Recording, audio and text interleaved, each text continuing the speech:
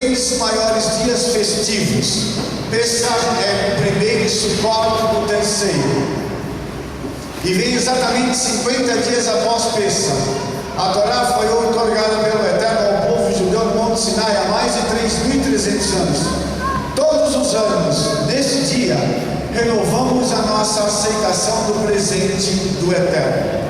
Então, nós vamos estar iniciando esse momento agora, falando sobre a festa de Shavuot, que você conhece como Pentecostes, tá? Por que você conhece essa festa como Pentecostes?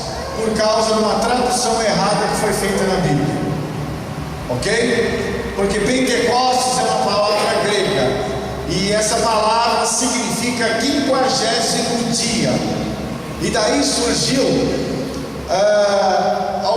algumas coisas relacionadas com isso. O crente pentecostal, se você for tomar o pé da letra, é o crente do 50º dia. Pentecostalismo, aquilo que se relaciona ao 50º dia. Então não tem nexo nenhum, não tem relação nenhuma com a festa sobre a qual nós estamos dando início agora. Então a festa de Shavuot, e a palavra Shavuot, eu vou falar daqui a pouco sobre ela. Nós vamos ver agora as dimensões dessa festa. Quantas dimensões, no mínimo, tem essa festa? A primeira é a entrega da Torá. Isso significa que quando a primeira festa de Shavuot foi realizada, após a saída do povo de Israel do Egito, a primeira coisa que eles receberam foi a Torá. A segunda, Ruth, uma gentia entre os judeus. Nós vamos ver que na festa de Shavuot, ou numa festa de Shavuot, Ruth é aceita para se casar com um judeu, e aí ela vai dar origem depois à linhagem do rei Davi. Depois nós vamos falar sobre restituição. Uma das dimensões da festa está relacionada com o profeta Joel, no capítulo 2, onde se fala sobre restituição. Uma das coisas que Shavuot carrega consigo é restituição. A quarta é a cura da alma. Por que cura da alma? Onde é que nós encontramos a cura da alma em Shavuot? Nós encontramos a cura da alma dentro do tabernáculo. Cada uma das três grandes festas, Pessah, Shavuot e Sukkot, elas têm uma relação com o tabernáculo de Moisés. O átrio é equivalente a Pessah, o lugar santo a Shavuot, e o santo dos santos a Sukkot. Então o lugar santo, que é relativo a Shavuot, ele fala para mim e para você da cura da alma, ok? E finalmente, recebendo a unção do Ruach HaKodesh. O Ruach HaKodesh é o Espírito Santo. Está relacionado com Atos capítulo 2. Então, nós vamos tentar tratar de alguns aspectos da festa, mostrando a batalha espiritual que ocorre quando você realiza a festa. Amém? Shavuot. Qual é o significado profético através da língua hebraica? Ali você vê a palavra hebraica Shavuot. Quando você faz a soma das letras, que como eu disse ontem, cada letra é equivalente a um número no alfabeto hebraico, quando você faz a soma, dá 1108. E quando você faz a redução, dá 10. Tá? Onde é que você vê a relação do número 10? O número 10, ele tem a relação com a palavra Keter, que significa coroa. Então, toda a festa de Shavuot, o Eterno pretende te dar uma coroa. Amém, querido? Amém. Então Shavuot é a festa onde você tem a oportunidade de receber uma coroa. São 7 semanas de 7 dias. 7 vezes 7, 49. Quando você pega 49 e soma 4 mais 9, dá 13. O 13, na tradição hebraica, na tradição judaica, está ligado à palavra Ahavá, que é amor. Por que o Eterno quer te dar uma coroa? Porque Ele te ama. Amém? Amém. Finalmente, depois que você passa os 49 dias, no 50º dia, você inicia a festa. 5 mais 0, 5. E o 5 está relacionado com a Torá. Qual foi a primeira coisa que o Eterno deu para Israel na festa de Shavuot? A Torá. Você está entendendo isso? Então, quando você pega as relações proféticas da festa, nós entendemos o quê? Que o Eterno quer te dar uma coroa, porque Ele te ama, e essa coroa virá através do conhecimento que você tem da palavra dEle, da Torá. Entendeu isso? Amém, irmão? Eu estou indo devagarinho para você poder pegar essas relações aí, passo a passo. Então, a festa de Shavuot, quando você celebra, você já recebe essas 3 coisas logo de cara. Ok? Vamos passar. A festa de Shavuot, ela tem 4 nomes, os quais nós vamos discorrer rapidamente. O primeiro é Hag HaShavuot, que é a festa das semanas.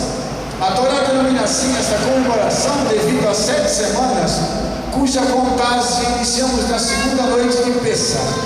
Então, por que ela se chama Hag HaShavuot, a festa das semanas? Porque essa festa, ela inicia-se com uma contagem, ou seja, no segundo dia de Pessah começa a contar. É uma contagem regressiva até o dia de Shavuot, até o dia no qual nós haveremos de receber do Eterno a coroa por amor que Ele tem por nós através da Torá. Ok? A segunda, Hag HaKatzir, a festa da ceifa. E nesse caso aqui é o tempo em que começa a colheita. Ou seja, por que nós devemos celebrar Shavuot? Além dos vários motivos dos quais nós já falamos, um dos motivos para celebrarmos a festa é que ela dá início ao período da nossa colheita. Ok? Quando você celebra a festa, você está profetizando que as mesmas coisas que o povo de Israel colherá, você também receberá. Ela se chama também Hag HaBikurim, a festa das primícias, festa na qual os agricultores levavam ao templo de Jerusalém os primeiros frutos das 7 espécies mencionadas na Torá, como oferendas de agradecimento ao Eterno pela boa colheita. As primícias, elas são dadas somente uma vez por ano. Ok? Entre Shavuot e Sukkot, que é o tempo que a colheita começa e depois quando ela termina. Então, neste tempo, ele é chamado de Hag HaBikurim, a festa das primícias, quando nós entregamos as nossas primícias ao Eterno. Ok? Então, primícia é dada anualmente, uma vez ao ano. Está claro isso? Como seria para nós a primícia hoje, uma vez por ano? Como seria para nós a primícia hoje, uma vez ao ano? É a pergunta. Os rabinos fizeram um cálculo entre Shavuot e Sukkot. Você tem o seu dízimo, a oferta da festa, e entre esses meses você tira como se fosse um segundo dízimo, ou seja, o valor é de 10%. Foi o cálculo feito pelos rabinos. Então, você, num desses meses, você daria o seu dízimo, 10%, e você daria a sua oferta de primícias, que equivale a 10%. Os irmãos entenderam isso? E isso seria dado uma vez por ano. Ok?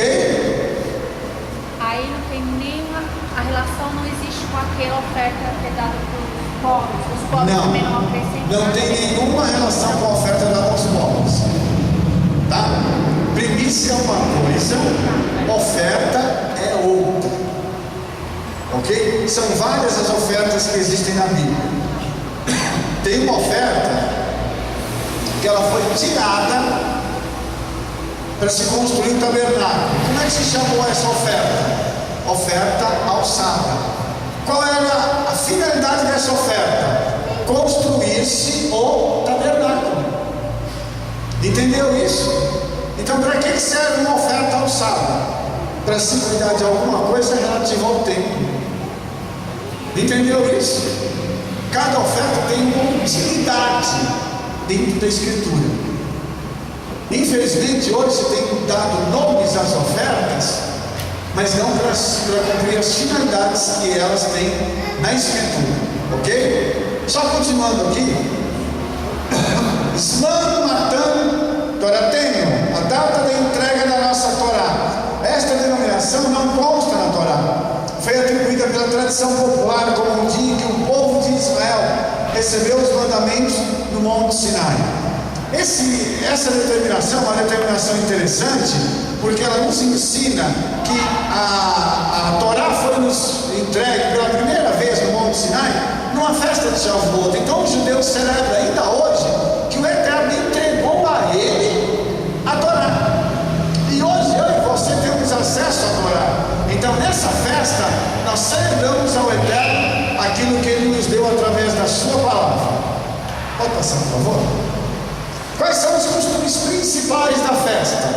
Tá? Vamos lá. Comer alimentos à base de leite e queijos, havendo para isso vários motivos. Um deles é o seguinte: quando o povo de Israel voltou do Monte Sinai e tendo aceitado as leis da Torá, inclusive as leis referentes à alimentação, o kashrut, não mais podiam recorrer aos seus utensílios.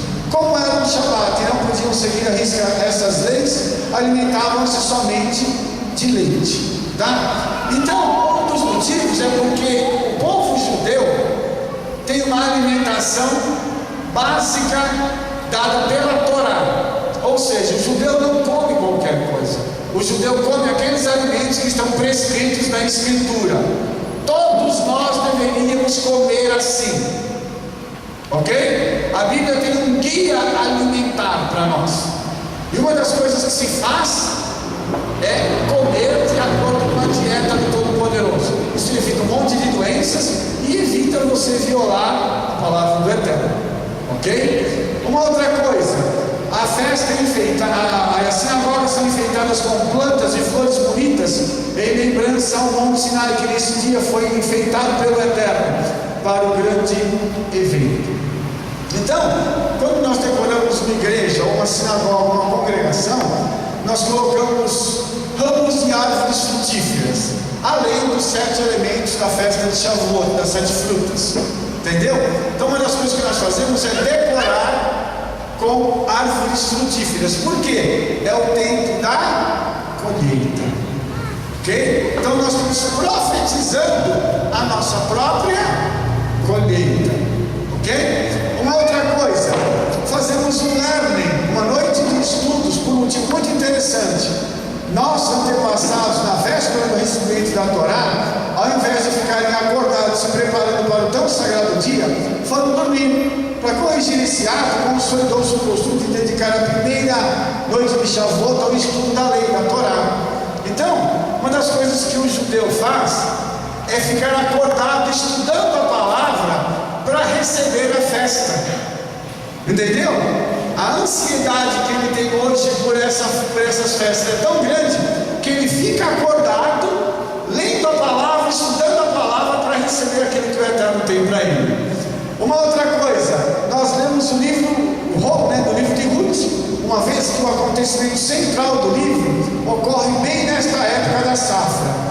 Nele, lemos sobre Ruth, a Moabita, que aceitou a fé judaica com todo o seu coração, assim como o nosso povo ao longo de sua história.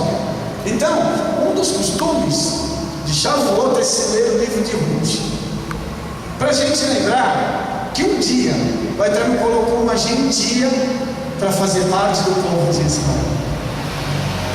Isso é uma figura muito bonita, porque mostra que o Eterno enxertou no meio dos judeus uma parte dos gentios. Então, mesmo que você não seja descendente de judeu, não se preocupe. O Eterno tem um plano para você, para poder salvar a sua vida, para poder fazer parte do povo que Ele tanto ama, que é Israel. De efeito retardado agora, né, irmãos? Aleluia. Vamos passar, por favor. As dimensões da festa, a entrega da Torá, a Seret HaDibrot, os 10 mandamentos e o seu valor universal. Sabe uma coisa, irmãos? Quando nós recebemos do Eterno os 10 mandamentos, eles são chamados por nós de as 10 palavras. São estatutos e leis que servem para toda a humanidade. Nós sabemos hoje que os 10 mandamentos eles fazem parte do código legal de muitos povos.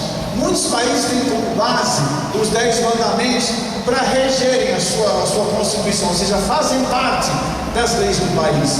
Então, uma das dimensões da festa é que a Torá era uma palavra tão tremenda, tão pura e tão santa, que hoje a humanidade é regida através dessa palavra, que foi entregue para Israel no Monte Sinai. Nós temos que dar valor a essa palavra, temos que obedecer os 10 mandamentos. Se você não conhece, vou te fazer um convite. Leia-os em Êxodo capítulo 20. Até rimou, né? Então, leia-os no capítulo 20 do livro de Êxodo e você vai ter noção o que são os 10 mandamentos. Aí, o comentário da Torá é esse aqui, olha.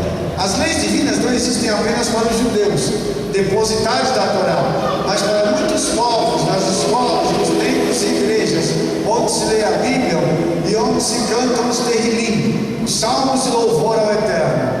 As leis estão vivas nas grandes constituições fundadas sobre os pilares da justiça e da igualdade, proclamados no Har Sinai, no Monte Sinai, e adotados pela humanidade civilizada. Vivem na literatura universal e nas mais famosas obras de arte. Em todo o mundo, os 10 mandamentos têm encontrado ressonância e têm se imposto como fundamento moral. Bnei Israel, o povo de Israel, festejam Shavuot com orgulho, porque se sentem mensageiros dos sábios ensinamentos divinos e herdeiros do livro sagrado, a Torá.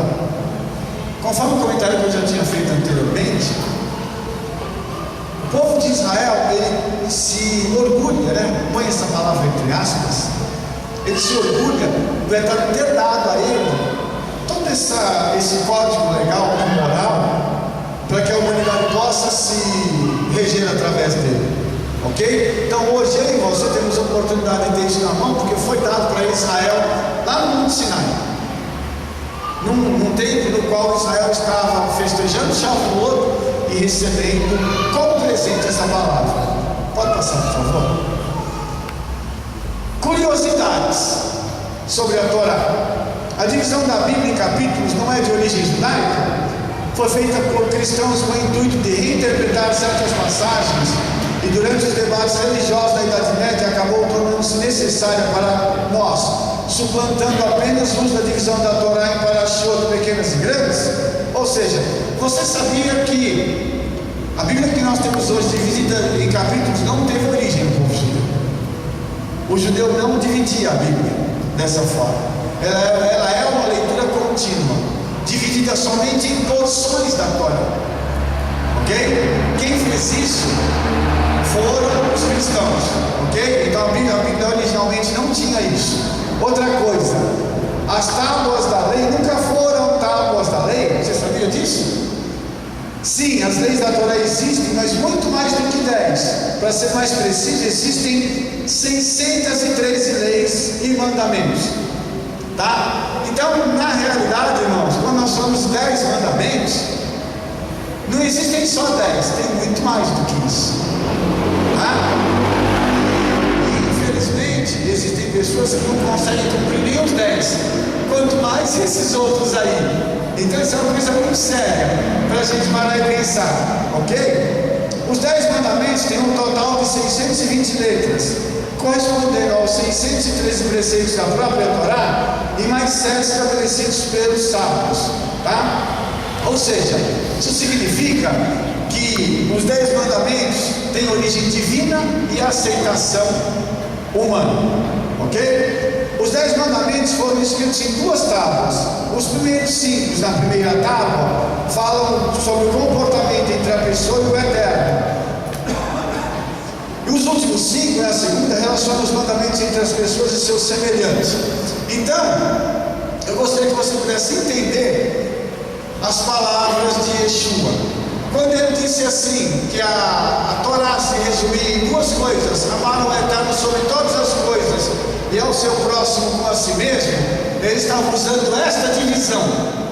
5 se relacionam com o Eterno e 5 com o próximo. O que Yeshua estava dizendo com aquelas palavras era o seguinte: você tem que cumprir as leis referentes ao teu amor com o Eterno e as leis referentes com o amor ao teu próximo. Ele não resumiu em 2. Ele usou uma fórmula hermenêutica que já existe na tradição judaica. Não, Yeshua não resumiu em 2 mandamentos. Entendeu isso? Amém? Mais 3 curiosidades aqui. Moisés, o nosso professor, recebeu no Monte Sinai, além das Luhot, as tábuas da Torá, tá? Ele recebeu também a Torá oral. O que é isso? São explicações e detalhes de tudo que estava escrito na Torá. Ele recebeu do Eterno oralmente, que mais tarde parte dela foi escrita no Talmud. Então, o que é o Talmud? Você já deve ter ouvido falar do Talmud, tá? O Talmud é a explicação oral que o Eterno deu a Moisés sobre os mandamentos da Torá, ok? Então isso, segundo a tradição judaica, foi recebido por Moshe, por Moisés, lá naquela época que ele recebeu a Torá. As tábuas da Torá, os 10 mandamentos, estavam guardadas no Aron HaKodesh, a arca sagrada, onde permaneceram também as primeiras tábuas que haviam sido quebradas, e o primeiro rolo da Torá escrito por Moshe Rabbeinu. Isso é uma outra curiosidade, irmãos. Essas tábuas ficaram guardadas e estão na Arca da Aliança, tá?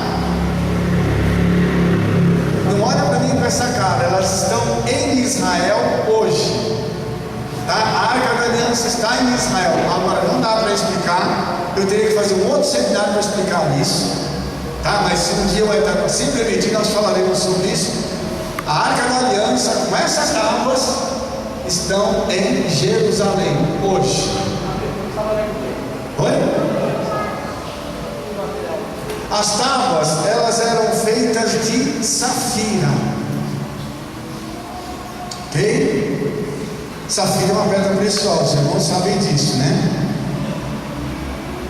E segundo o Midrash nos conta, quando Israel saqueou o Egito, o único que não colocou a mão em nada foi Moshe, porque ele estava preocupado em levar o caixão de Yosef. Lógico que os irmãos se lembram que Yosef, quando morreu José, né? Quando ele morreu, ele pediu que ele fosse levado para a terra de Israel. O corpo dele, os restos mortais, fossem levados. Segundo a tradição judaica, quem se preocupou em ir atrás do caixão foi Moshe. E ele não pegou nada, ele saiu levando o caixão, com os ossos, né, o ossário, com os restos do corpo de Yosef. Então, quando todo mundo enriqueceu, menos Moshe, aí quando o Eterno deu para ele as tábuas, e depois ele chegou e quebrou, ele levou de volta as tábuas quebradas de safira. Só que o Eterno fez as outras tábuas para ele, e o que restaram da segunda tábua, segundo par de tábuas, o restante da safira, o Eterno falou assim: toma, fica para você. Ou seja, você não precisou saquear o Egito, mas o Eterno deu a riqueza para ele. Deixa eu te contar uma coisa: se você não receber nada, o que eu duvido, na festa de Purim, na festa de Pêssah, em Shavuot, o Eterno entrega na tua mão a riqueza. Em nome de Yeshua. Nem que ele tenha que pegar uma pedra preciosa e colocar no teu colo, mas ele faz isso em nome de Yeshua. Quando o rei Salomão construiu o templo, ele sabia que ele seria eventualmente destruído. Por isso ele construiu um esconderijo secreto, subterrâneo, no qual a arca poderia ser seguramente oculta e protegida sob o templo, entre galerias e labirintos. Cerca de 40 anos antes da destruição do primeiro templo, o rei Yoshiahu ordenou que a arca fosse oculta nesse esconderijo construído pelo rei Salomão, como consta em 2 Crônicas, 35:3. Desde então, ninguém mais conseguiu encontrá-la até a vinda de Mashiach. Esse é um dito da tradição judaica, só que a arca foi encontrada assim, irmãos. E como eu disse, ela está em Jerusalém, tá? Não dá para visitar ainda, tá? Quem tentou colocar a mão nela morreu. É sério. Não se sabe isso aqui, irmãos, porque essas são notícias muito restritas. 4 pessoas, 4 levitas, 4 sacerdotes, desculpa, entraram no lugar onde ela está hoje e tentaram tirá-la. Só que quando eles tocaram na arca, os 4 caíram mortos. Ou seja, o Eterno estava dando um aviso para eles: não é hora de tirar a arca para fora. Ok? Passa para a gente. Os primeiros frutos, tá? Shavuot é o tempo dos primeiros frutos. Antigamente, na época de Shavuot, os homens costumavam colher os frutos da terra e colocá-los em cestas, que eram enfeitados com flores. Cada pessoa colocava a sua cesta nos ombros e ia a pé pelas estradas a Jerusalém. No caminho, eles se encontravam com os amigos e parentes, e todos juntos iam cantando alegremente até o Beit HaMikdash, o templo, levando os primeiros frutos da terra, os bicurim, as primícias, que são trigo, cevada, azeitona, tâmara, uva, romã e figo. São as 7 frutas de Shavuot. Em toda a festa de Shavuot que você for celebrar na sua igreja, tem que ter esses 7 frutos.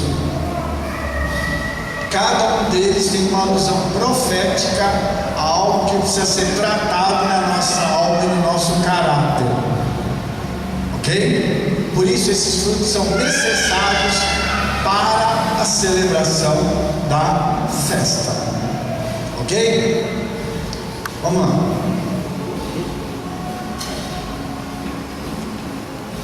O principado que é julgado no momento em que é feita a entrega dos primeiros frutos, os bicurim, primícias, é então julgado o principado conhecido como servulo, ligado a Mamon.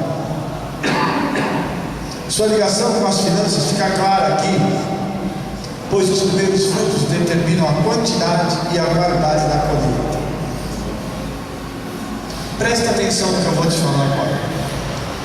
Todas as vezes que você faz a festa de Shavuot, você julga Mamon, que é aquele demônio que está ligado diretamente à tua área financeira.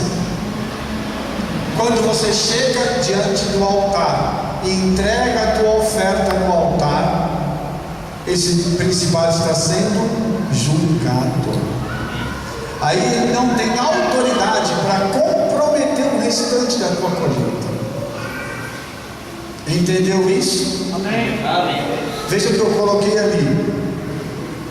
A sua ligação com as finanças fica clara aqui, pois os primeiros frutos determinam a quantidade e a qualidade da colheita. O que você vai dar de oferta determina quanto você vai colher e como vai ser a tua colheita. Entendeu? Então, você quer acabar com esse demônio que está comprometendo a tua colheita? Em Shavuot, entregue a tua oferta. Está claro isso? Você diz assim: mas Mário, é só entregar e o juízo acontece? É, porque a tua entrega significa que você está obedecendo um princípio da festa. Quando você obedece um princípio da festa, você então libera o Eterno para poder julgar esse indivíduo. Alguma pergunta? Esse princípio. uma vez por ano. Esta oferta é entregada em que festa? Shavuot, ou seja, uma vez ao ano. Então esse princípio é diferente de quando a gente entrega o dízimo, porque quando a gente entrega o dízimo é dito que o devorador ele é também repreendido, senhor. Sim, mas o seu dízimo é diferente da oferta que você está trazendo para a festa. Essa oferta diz respeito à tua colheita, aquele período de Shavuot até Sukkot. O dízimo é o mandamento que você tem que cumprir todas as vezes que você recebe o teu salário. Essa aqui é uma oferta, não é dízimo. Ok? Isso aqui é uma outra coisa, tá? Quando você entregou isso aqui, pum, ele é julgado.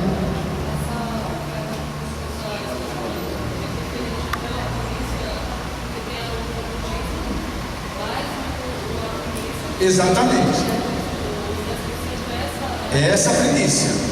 Nós estamos falando da primícia, tá? Porque lembra que você, na festa de Shavuot, o que você vai dar naquele mês? O teu dízimo. Você vai dar a oferta da festa. E se você quiser dar a tua primícia no mesmo mês, você dá mais 10%, que é isso aqui. Tá? Então, no mês você pode dar 10% de oferta, 10% de primícia e a oferta da festa, que pode ser qualquer valor. Ou então você pode deixar para o outro mês a primícia. Você pode deixar ela de Shavuot até Sukkot. Ok? Então, em julho você tem Shavuot. Em Sukkot, setembro, outubro. Então você tem dentro desse período o espaço para você poder dar a tua primícia. Está claro isso? E é a tua primícia que vai dar essa paulada nesse cara. Oi. Só voltando um pouquinho, queria que o senhor falasse alguma coisa referente a esse principado, cujo nome certo ligado a Mamon. Qual é o campo de atuação dele? Seja das finanças, mas qual é a ligação dele? O que ele faz? Na realidade, o pessoal observou, ele é o principado e ele rege Mamon, que está logo abaixo dele, e tudo aquilo que está ligado à área financeira. Então aqui, se a gente parar para pensar, quando a gente obedece a esse princípio, nós liberamos o Eterno para ele poder estar operando na nossa vida e impedindo desastres na área financeira. Que tipo de desastres? Qualquer um. Perda de emprego, falência, problema com carro, problema com casa, desastre. Tudo isso que te compromete na área financeira estará sendo evitado por causa desta oferta. Entendeu isso? Então tudo aquilo que o inimigo pode te roubar, eventualmente, ele não vai poder mais. Um detalhe: lembra que eu te falei que Shavuot está ligado à restituição? Isso significa que se tem algo que ele está retendo que é teu, quando você obedece o mandamento aqui, há uma ordem para que ele solte e te restitua. O principado, a questão do principado é como entender que que atua no mundo inteiro. Esse demônio, que é uma coisa que a gente tem que detectar mesmo. Porque às vezes você repreende o demônio, mas na verdade é o principado que está atuando. Exatamente. Exatamente. Pastor Antônio falou uma coisa interessante, que às vezes a gente está lidando com um demônio. Nesse caso aqui não é demônio. Você está batendo em cima, no chefe. Acima deles é só Satanás. Você está me entendendo? Então quando você obedece o mandamento, você julga ele lá em cima. Toda a cadeia de demônios que ele tem que dar ordem, até o respeito para te roubar, já não pode ser feito. Você entendeu isso? É como se você impedisse o fluxo de cima, não aqui de baixo. Você cortou o fluxo lá em cima, ele não pode atuar lá em cima contra você. você está ganhando. Entendeu? Se você está ganhando, isso significa que o Eterno está te acrescentando. E o que você fez para isso? Obedeceu o mandamento. Simples, mas é eficaz. É o que resolve o nosso problema. Porque hoje, irmãos, a gente fica querendo fazer uma coisa, fica querendo fazer outra. Tem gente apelando, eu quero fazer uma campanha para receber isso, para receber aquilo. Não precisa fazer nada disso. Só obedeça. Pastor Antônio Carlos falou algo tremendo. Se você vai fazer um negócio, você vai bater em demônios aqui. O problema não são esses demônios aqui, o problema é quem está lá em cima. Se você bateu lá em cima, a cadeia de autoridade aqui embaixo não tem como reagir contra você. Entendeu isso? Alguma pergunta? Está claro? Não começa a noite, lógico, mas está claro isso? Ok? Vamos lá? Restituição. Joel 2, 21 a 27. Esse texto é um texto que fala para a gente sobre a forma do Eterno nos restituir. Há uma promessa que em Shavuot haverá uma restituição. Que restituição é essa?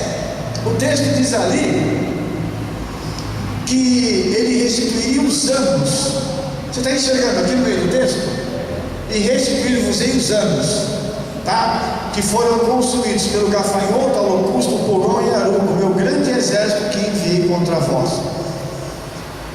Se você teve problemas em anos passados, de perdas, há uma promessa do Eterno dele te restituir o que você perdeu lá atrás, esse ano. Glória a Deus. Eu creio. Alguns irmãos não gostaram, então a parte deles fica para a gente, né, pastor? A sua restituição pode vir para mim, viu? Você sabe quem é que paga a restituição? O leão. Muito bem, é o leão. Só que não é o leão do imposto de renda, é o leão da tribo de Judá. Aleluia!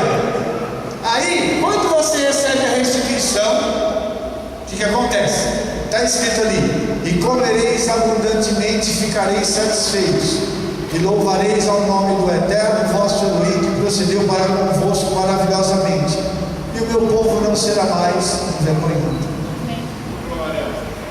Gostaria que você entendesse um negócio agora. Quando você recebe isso do Eterno, você pode se fartar com a abundância dele. Entendeu? E você louva o nome dele. Por quê? Porque ele quer cessar no nosso meio a vergonha na área financeira. Aleluia. Porque isso aqui está falando de restituição financeira. Quantas pessoas já tiveram problemas de não poder sair para comer alguma coisa porque não tem dinheiro? Acho que nunca ninguém viu esse problema aqui, né? Imagina, nunca. Entendeu? Então, às vezes você está com vontade de comer uma pizza, está com vontade de comer um negócio diferente, mas você olha para a carteira e fala assim: misericórdia, aleluia. Aí você troca a pizza pelo pastel, não pelo sabor, mas pelo valor. Entendeu? Um pastel de pizza. Quem sabe já arrumaram o remendo aqui, irmãos. Pastel de pizza. Então. Aí, irmãos, o Eterno quer acabar com esse tipo de coisa. Ele quer fazer com que a restituição venha para mim e para você, para que a gente possa ir comer com abundância, para que não haja vergonha no nosso coração. Vou falar uma coisa para você que eu falei ontem. Presta atenção no texto. E vós sabereis que estou no meio de Israel, e que sou eterno vosso Elohim, ninguém mais. E o meu povo não será envergonhado para sempre. Alguém lembra do que eu falei sobre isso ontem? Quando o Eterno diz duas vezes a mesma coisa, é porque ele tem muito bem, ele tem pressa. Você entendeu ou não? Amém. Ele tem pressa em te restituir e te tirar de uma posição de vergonha para te colocar numa posição de exaltação. Está lá escrito. Entendeu? É você agir de forma para isso poder acontecer. Ah, mas como é que eu faço isso, Mário? Obedece. Faça a festa. Participe da festa. Os benefícios que a festa traz são garantidos. Tem testemunho aqui da festa. Entendeu? De realizar a festa e até bum! Dá a bênção. Não sou eu que estou dizendo, irmãos. Não fui eu que escrevi isso aqui. Essa promessa não fui eu que fiz. E quem fez é poderoso para fazer cumprir. Deixa eu mostrar uma coisa para os irmãos bacana aqui, tá? Vamos falar. E restituir-vos os anos que comeu o gafanhoto, a locusta, o pulgão, a lagarta e a aruca, meu grande exército que envia contra nós. Tá? Presta atenção no negócio interessante, no hebraico agora. Vamos falar um pouco de hebraico. Restituir-vos os anos. O que é anos em hebraico? Shaná. Em sua raiz temos Shoni, que significa mudança. O Eterno quer te restituir o que você perdeu para fazer com que haja uma mudança em sua vida. Minha pergunta para você é a seguinte: você está preparado para a mudança que o Eterno vai fazer na sua vida esse ano? Se prepare, porque a mudança virá. E você vai se alegrar e se regozijar diante do Eterno na mudança. Alô? Eu vou falar dos 4 gafanhotos, os tipos de gafanhotos que são um exército que o Eterno enviou. Que o Eterno permitiu que viesse contra você para você poder perder tudo. Alô, é gafanhoto. Ele vem da palavra hebraica ará, que significa ficar à espreita, fazer emboscada. Olha, é a emboscada. Orbã, o artifício. Araubá, a janela e a comporta. E mará, a cilada. Presta atenção no que eu vou te falar agora. Esse primeiro que foi enviado contra você era para ficar à espreita, ficar olhando você para ver quando é que ele ia te pegar. Ele armou uma emboscada, usou de um artifício para fechar as janelas e as comportas da sua vida financeira. E isso foi uma cilada na tua vida. No hebraico, a gente consegue tirar isso do primeiro gafanhoto. Você percebeu o que o Eterno permitiu o diabo fazer? Por que será que o Eterno permite isso? Quando a gente deixa de ser fiel. Oh, meu Pai! Aí o diabo, ele acha um motivo e o Eterno não pode recusar para poder te atacar. Ok? Vamos para o segundo? Leleque. Ieleque, locusta. Deriva do termo lacaque, que significa lamber ou beber lambendo.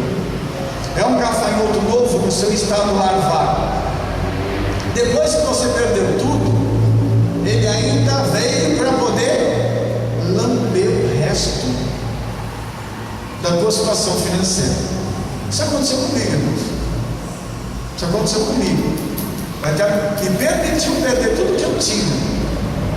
Eu tinha empresa em Belo Horizonte de informática. Eu perdi tudo. Aí depois ele veio e lambeu. Aí eu falei: Pai, misericórdia, não tem mais nada para acontecer, né? Passa o slide, por favor. Aí tinha o pulgão, que significa razil, da raiz raçal, que significa acabar com, consumir.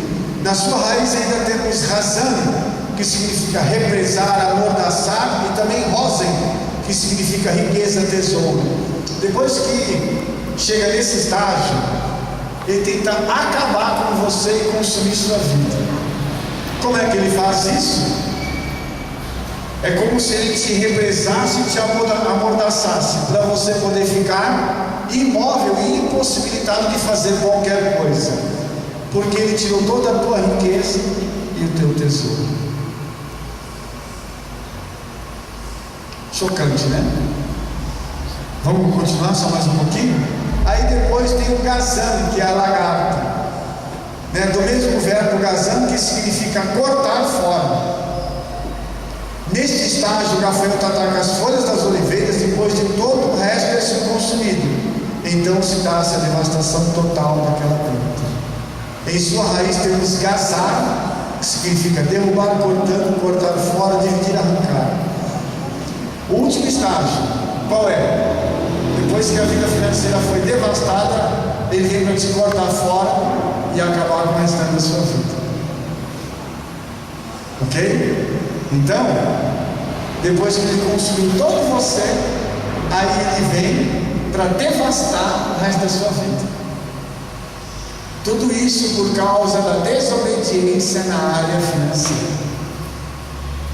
Porque quando eu recebo meu salário, eu quero pagar primeiro as minhas contas para depois acertar com o Todo-Poderoso.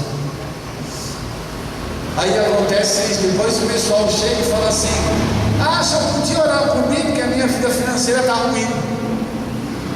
Quando você vai perguntar: você está dizimando, está ofertando? Ah, sabe o que é? Não está sobrando. Aí eu digo: não vai sobrar nunca. Misericórdia, está me amaldiçoando? Não, estou te falando a verdade.